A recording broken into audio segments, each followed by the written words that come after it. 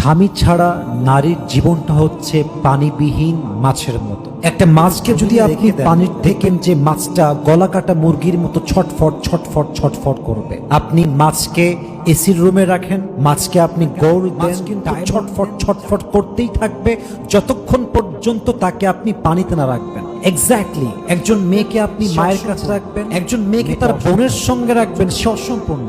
একজন মেয়েকে তার মায়ের পেটের ভাইয়ের সাথে রাখবেন, তাও সে অসম্পূর্ণ। একজন মেয়ে পূর্ণতা তখনই পায় যখন মেয়েরা তার শখের পুরুষ তার স্বামীর সঙ্গে বসবাস করে। একজন স্বামী ছাড়া একজন মেয়ের জীবনে আর কোন মূল পরিচয় হতে পারে না।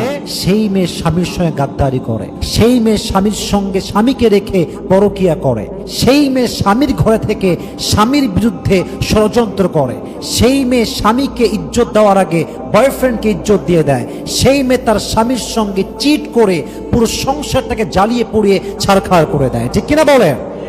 যেই নারীর জীবনে স্বামী নাই তার জীবনে আসলে কিছুই নেই। আল্লাহ প্রত্যেকটা মা বোনকে বোঝার তৌফিক দান করুক। পড়েন সবাই আমিন।